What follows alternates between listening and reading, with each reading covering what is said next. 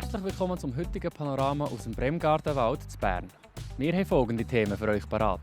Die neue Gastgeberin in der Backpacker Villa Sonnenhof zu Interlaken. Ein neuer kreativer Merit in Thun. Und zum Schluss werfen wir einen Blick hinter die Kulissen vom Berner Fundbüro. Frischer Wind im alten Sonnenhof. Isabel Gruner aus dem Emmental führt seit Januar die Backpackers Villa zu Interlaken. Der Beitritt sind grosse Fußstapfen. Wie sie die Aufgaben bewältigen will, erzählt sie meiner Kollegin Ranina Häusli.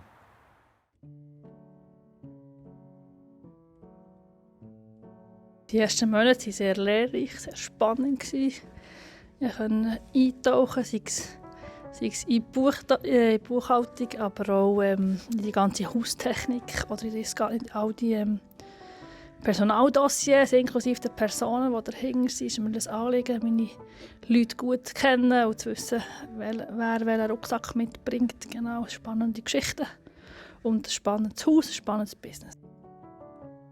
Mir macht Vielfältigkeit viel Spass. Also, kein Tag sieht aus wie der andere und der andere stresst das, aber ich habe mega Freude. Ich stehe mega gerne auf am Morgen, komme hierher und schaue, was der Tag bringt und was es für Begegnungen bringt mit den unterschiedlichsten Menschen, sei es Gäste, sei es Mitarbeitende. Nein, ändern würde ich glaube nichts. Ich bin nicht so ein Morgenmensch, ich bin eher ein Abendmensch, genau. Aber eben, weil es mir gefällt, stehe ich dann trotzdem gleich auf. Es sind grosse Fußstapfen, die ich noch reinstehe. Und es ist schon nur eine grosse Aufgabe, das so zu halten, weiterzuführen. Und das Ziel von mir und meiner Stellvertreterin ist sicher, dass wir die Mitarbeitenden in den Fokus setzen und ihnen gut schauen, dass sie gerne bei uns sind. Es ist sehr abhängig von der Position. Es gibt Positionen, da finden wir einfach Leute, da haben wir eine Bewerbung aus und haben Inserat aus und haben 30 Bewerbungen. Und bei anderen Stellen harzt es ein bisschen mehr. Ja, da ist wirklich das spürbar,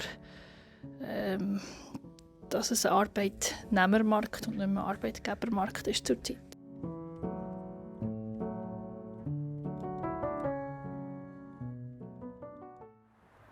Auch zu Thun weht der neue Wind. Im April findet das erste Mal der Merit Thuner Vielfalt auf dem Treiberareal statt. Dort sollen kreative Unternehmen aus der ganzen Region eine Bühne bekommen. Was die zwei Frauen, die dahinter stehen, sonst noch geplant haben, seht ihr im Beitrag von Daniela Dambach. Unsere Motivation ist wirklich einfach, dass wir Leute zusammenbringen wollen, dass wir eine gute Zeit haben, dass wir zeigen, was Thun zu bieten hat und den Leuten einfach auch ein cooles Erlebnis bieten, wo man zusammenkommt, ein bisschen netzwerken, eine gute Zeit haben. Ja, Thuner Vielfalt, wie es der Name schon sagt, bedeutet enorme Vielfalt.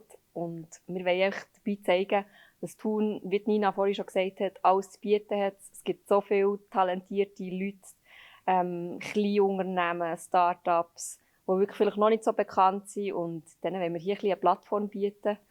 Und ja, wir wollen das ganze Spektrum von den versteckten Schätzen von Thun zeigen. Ich wünsche mir für den 28. April, dass die Leute wirklich eine gute Zeit haben bei uns am Merit, dass sie die Vielfalt von Thun entdecken können, dass sie schneiden, gewundern und flanieren und eine gute Zeit haben bei uns. Ich wünsche mir ganz viele strahlende Gesichter, ob Kindergesichter oder Erwachsene. Ich hoffe, es werden alle eine mega gute Zeit hier haben. Und ich hoffe, dass auch der Standbetreiber etwas bringt, dass sie auch noch ein bisschen Netzwerke, dass sie ihr Netzwerk ausbauen und sie etwas mitnehmen davon, ja. Zurück in die Hauptstadt. Oder Norbert Eseiva könnte Merit aufmachen. Beim Leiter vom Fundbüro Bern werden nämlich jedes Jahr Tausende von Gegenständen abgegeben. Anina Häusli ist bei ihm vorbeigegangen und hat geschaut, was die Leute so für Kuriositäten verlieren.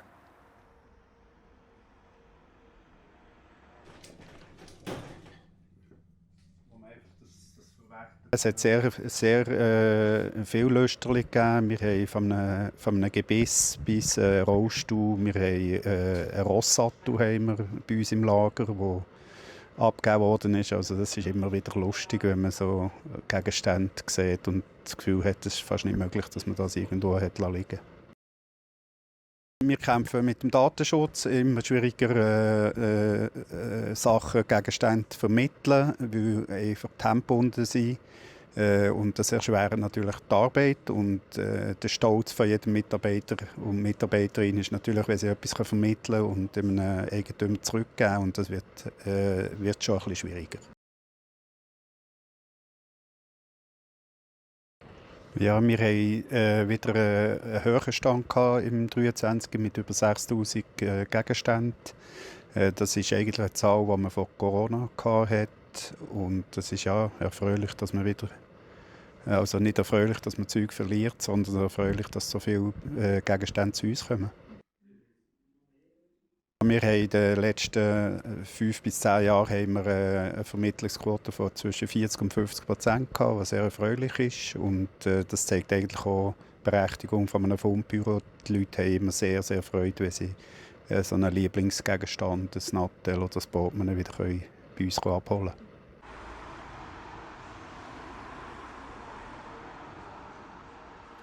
Das war es schon wieder mit dem Panorama aus Bern. Die ausführlichen Artikel zu allen Themen findet ihr in der App oder bei uns auf der Website. Jetzt erzählen euch noch unsere Kolleginnen und Kollegen von Meteo News, wie es die nächsten Tage mit dem Wetter aussieht. Merci vielmals fürs Zuschauen. Tschüss zusammen. Das Wetter wird euch präsentiert von Made in Bern.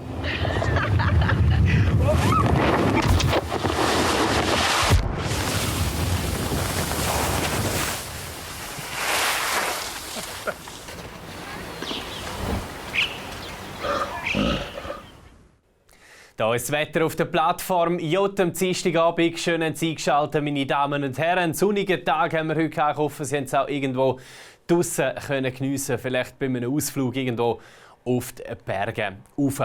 Ja, wir haben keine leidige Woche, aber insgesamt doch auch ein bisschen eine veränderliche Woche. Jetzt in der kommenden Nacht ganz eine schwache Störung, die uns erreicht, den morgigen Tag durch, aber auch wieder relativ freundliche Verhältnisse. Und mit morgen reden wir natürlich vom Mittwoch. Der startet noch mit ein paar Restwolken, örtlich auch mit Regentropfen. Dann kann sich aber die Sonne auch schon wieder recht gut in die Szene setzen und die Temperatur startet morgen Morgen bei 1 bis 4 Grad. Am Nachmittag gibt es dann wieder sehr milde Werte.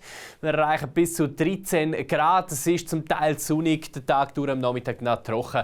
Also ein weiterer freundlicher Tag mit einem schwachen Südwestwind im Flachland und einem mäßigen Westwind auf den Bergen. Sehr freundlich auch am Donnerstag, weiterhin sehr mild mit 13 Grad. 13 Grad auch am Freitag. Da zuerst noch sonnige Abschnitt, dann dicke Wolken auf der Abend her.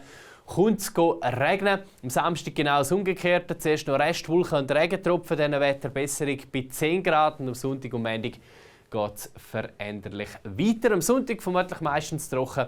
Am Montag müssen wir dann wieder mit ein bisschen Niederschlag rechnen.